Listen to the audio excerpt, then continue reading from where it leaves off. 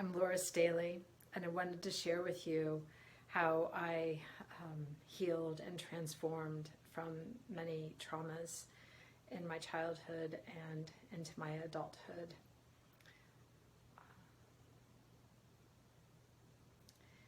As a child, I grew up in a household that was very volatile and chaotic.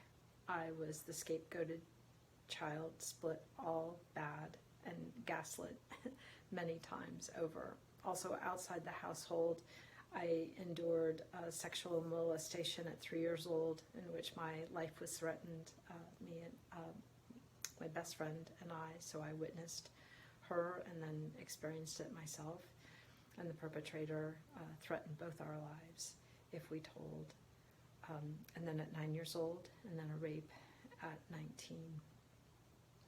And through all of those experiences, obviously I lived terrified on the inside. Even on the outside, I had all the curtsying and bowing and being polite and knowing the right things to say to people.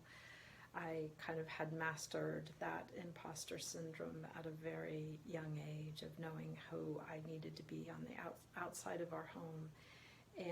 But what I was experiencing inside was utter turmoil and deep shame and a lot of terror, as you can imagine. And some of the things that helped me begin to heal, because for me, the tipping point was when I had thoughts of wanting to take my own life. And I knew I wouldn't do that, but it scared me enough to seek out professional help. So by the way, it's so important if you're having suicidal ideation to seek out support immediately. And in that process, I began to learn that the thoughts in my head weren't always mine. Even that bully inside, or what a lot of people call the inner critic, wasn't even my voice. That's a huge revelation, because as children, we often blame ourselves. We think that we're the problem. We think we're the cause, and maybe even the cure, that if we just showed up in a different way, these adults would behave so differently. If I was just the kindest, and the path I took was, if I were just the most kindest, perfect little girl, these individuals wouldn't behave so badly and terrify me. But that it was an impossible situation, because it actually had nothing to do with me. It took me years to have that revelation that the behavior and words of another person had nothing to do with me.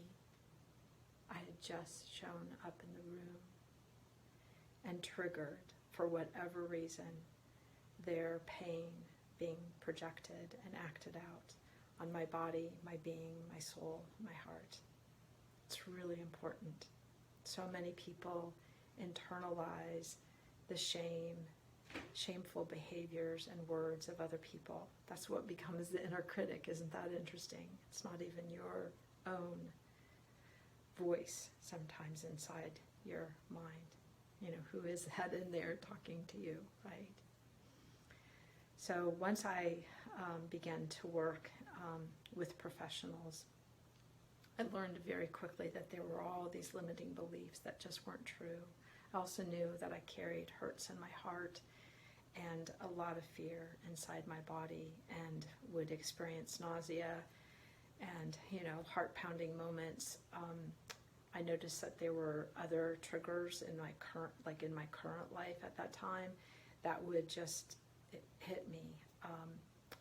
In my journey, I chose to break with my family of origin. In the wake of both my parents passing, I have reconciled and been in communication with both of my siblings. And there's been an acknowledgement of my very different childhood and those difficulties that I endured.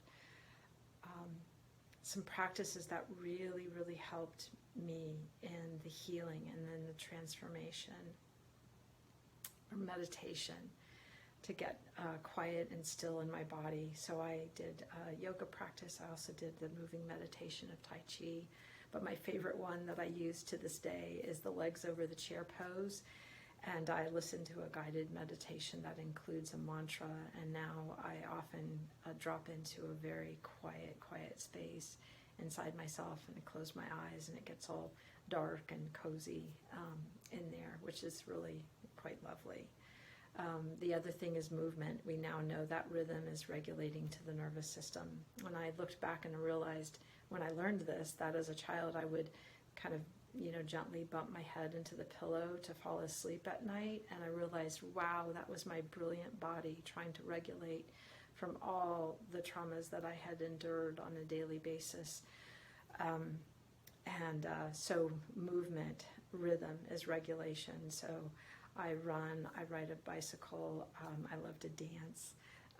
And I know even theater and improv are beautiful ways to work through childhood into adulthood traumas. So meditation and movement, I think spending time in nature is so incredibly healing to me. Even to this day, I love being in nature and just looking and being with the trees, the birds, the grass, hearing all the sounds, breathing in the fresh air. It's incredibly rejuvenating to the soul and the heart and the being. And then very quickly, I was going to share this story that sometimes even in current time, the patterns tend to repeat themselves because we had a wounding of instincts. So our instincts are kind of go kind of wonky in current life.